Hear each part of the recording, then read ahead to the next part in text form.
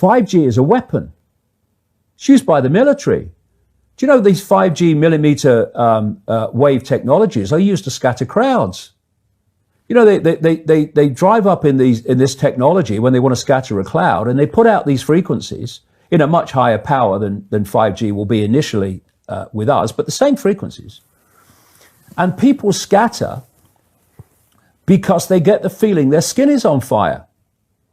Because the human body, including the skin, is an antenna. It interacts with frequencies and it receives and transmits information. At the cutting edge of understanding of DNA, scientists know that DNA is a receiver-transmitter of information. And so we are electromagnetic, electrical organisms, transmitters and receivers of information. When our electromagnetic fields are in balance and harmony, we have health. We have psychological health and we have physical health. The reason that this technological society is causing so much psychological and quote, physical disease is because these frequencies, technologically driven, and we live in this Wi-Fi world now and all the phone masts and all the rest of it, these technologically generated frequencies are scrambling the balance of the human electromagnetic electrical communication systems. And if you scramble them, you create a state of disharmony, dis-ease, which plays through to physical and mental, emotional, psychological dis-ease. And there's another point to this. The brain processes information electrically. It communicates with the cellular structure electrically.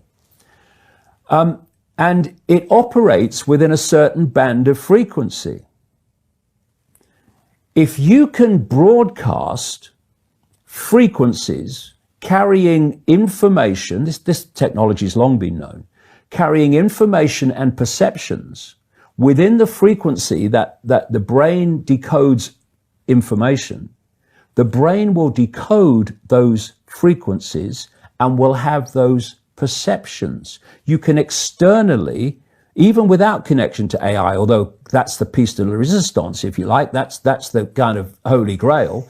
But even before that, you can influence people's perceptions externally by broadcasting these frequencies that we interact with, because we are antenna. Okay. Now, some decades ago, there was a guy who worked out the frequencies of different emotional states. This is long ago. I mean, it's very, very sophisticated now.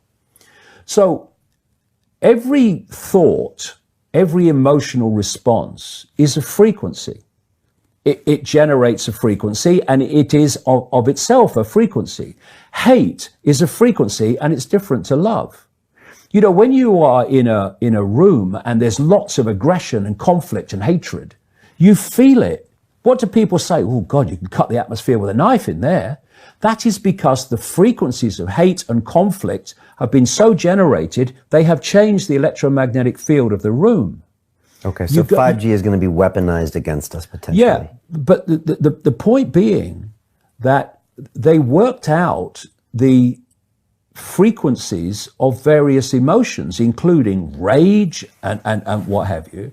And basically, they can play across a community these frequencies without anyone knowing, and it starts to have an effect, and it starts to build rage, it starts to build anger, and people might not realize why they're feeling it, but they start to feel it.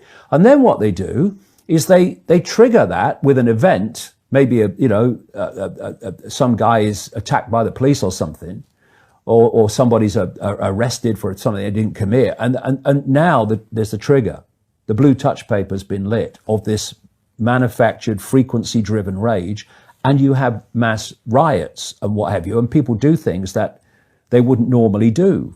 And you can make people depressed. You know, the American military, they've admitted this. They have technology that fires frequencies at the enemy that basically breaks the enemy's spirit, so they give up and put their weapons down. This is the technology we're dealing with. Now, you take that into account, and then you think of 5G. First of all, 5G doesn't travel well because of the nature of its frequency. So instead of big towers, as we have now, broadcasting these frequencies long distances, it won't do that. And it doesn't go through solid objects, what we call solid objects, very well either. So to overcome that, there are going to be boxes broadcasting 5G, this weapon, down every street, all over the world. You're talking phenomenal numbers of these boxes broadcasting, like on the lamp standard outside your children's bedroom and stuff, broadcasting this stuff. There's nowhere you'll be able to go where you won't be in a field of 5G. And another interesting thing, I don't know whether you've noticed this, but the story broke, first of all, in Sheffield, when the council started cutting down literally thousands and thousands and thousands of mature trees in urban streets. And there were big protests about it. You know, Sheffield claimed to be a green city, but all these mature trees were coming down, thousands of them. And my brother, he works as a call-out bus mechanic. So a bus will break down, they'll call him, we'll come down and fix it on the side of the road. So he's traveling all the time. And he's saying it's amazing how many mature trees are being cut down. Overwhelmingly in urban places. Now, the worst nightmare, I'm not saying cause and effect, but I'm saying think on it. The worst nightmare of 5G in a street is mature trees, because it can't get through them. They don't want urban trees for 5G because it won't go through solid objects very well at all, and it doesn't travel far.